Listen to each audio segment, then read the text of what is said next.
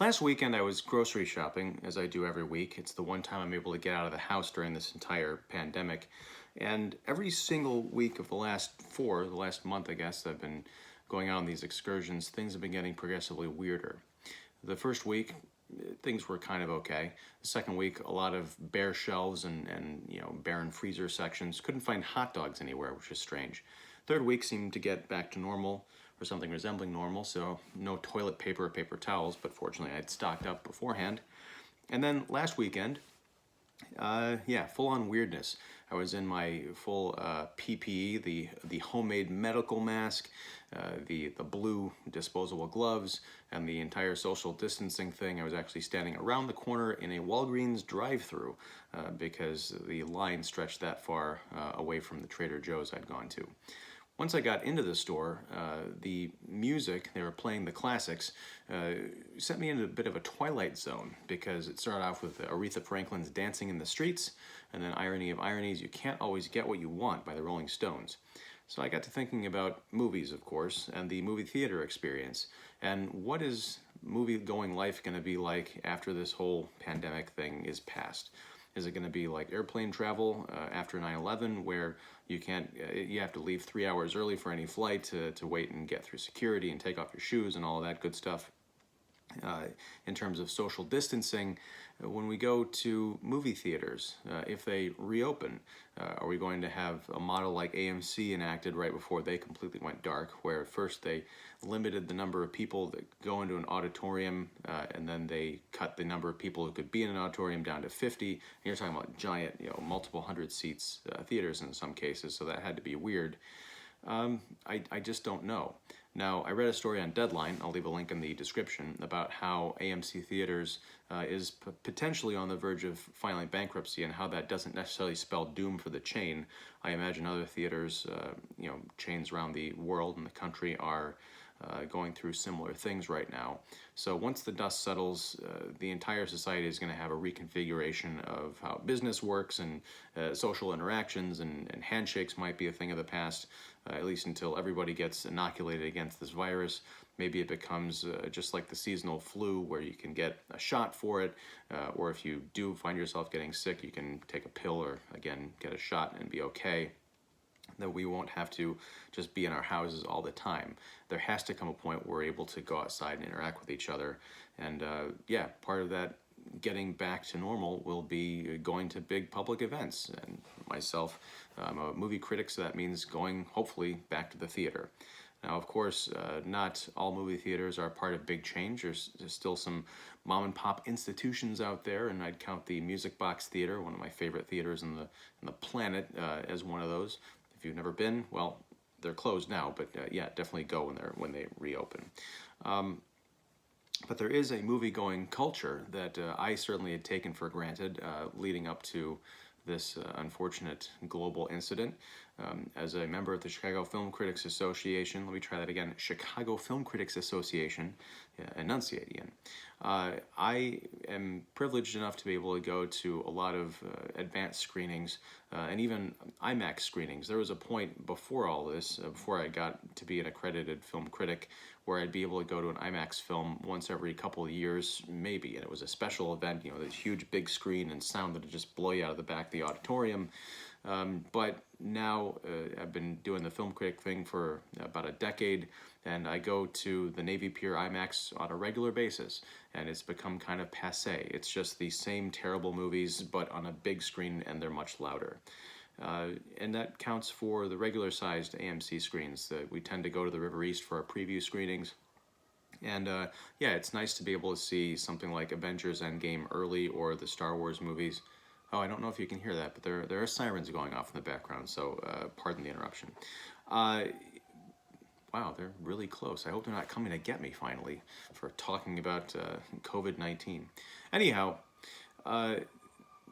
regularly going to the movie theater a couple of nights a week started to get to me before all this happened. I would wonder, is it worth going to see Jumanji too early, if that means that I get to write and talk about it in advance of everybody else, at the cost of, say, not being home to tuck my kids into bed?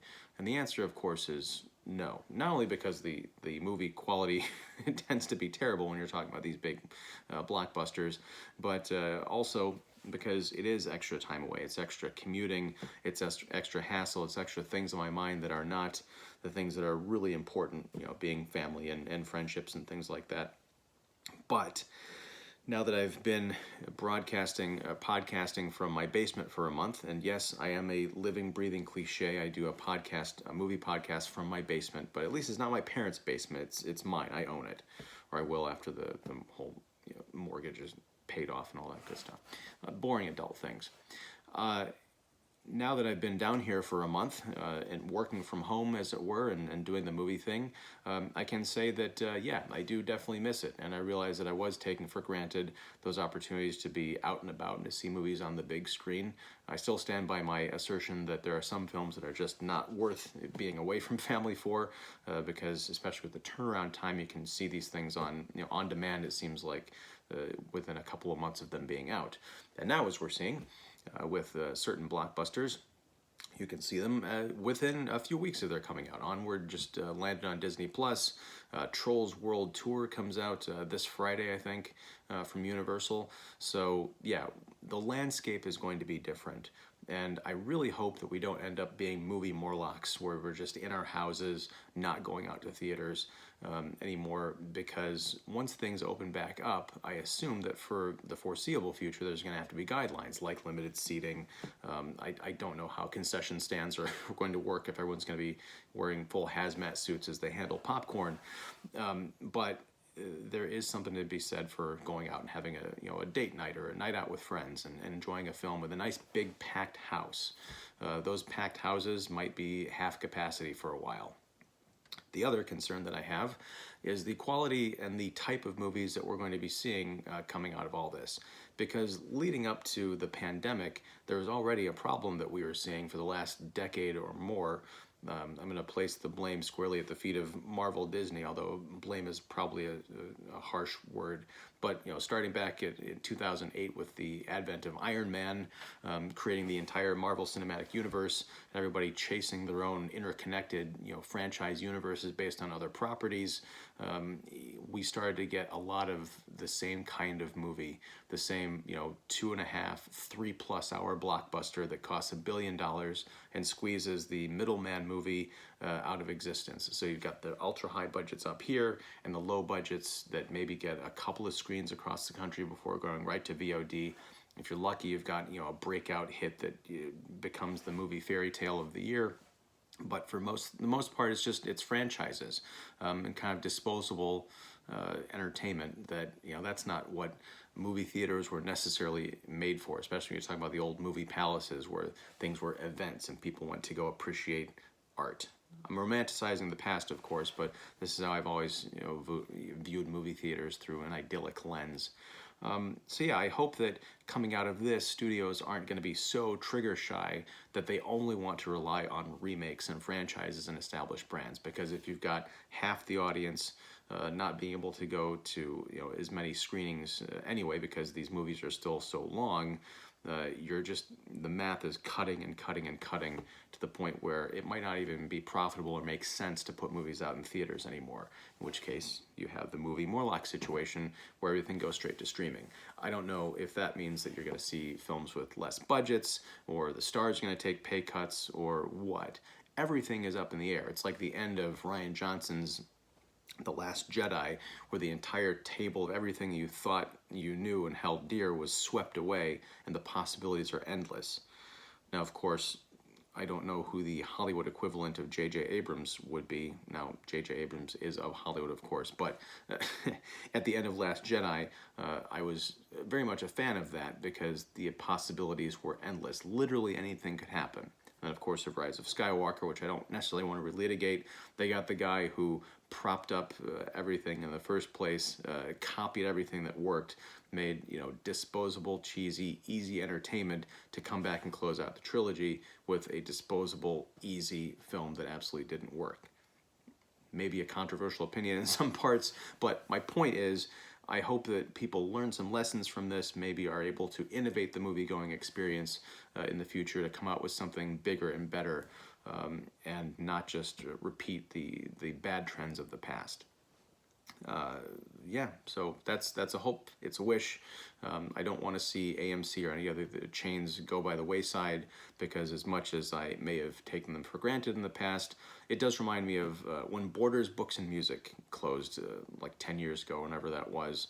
I lamented the giant, corporate book chain as much as everybody else, and they're squeezing out the mom and pop chains, and that was true to a certain extent. But there was a big comfort of going to a giant bookstore that had everything you could possibly want or order. They'd have cafes, and they would have author events, and big swanky to-dos, and that went away. Of course, there's Barnes and Noble, and they've done their best to fill in that void. But with AMC theaters, I can only imagine all of that real estate just going dark and being these little haunted house reminders of a once glorious past of going to pay for parking and overpriced popcorn and bad movies. We'll look back on those someday with fondness, especially if the new model is, hey, we're going to have one major movie theater in every metropolis, and you have to drive 45 minutes to get to it. Plus they have limited showings of bad movies.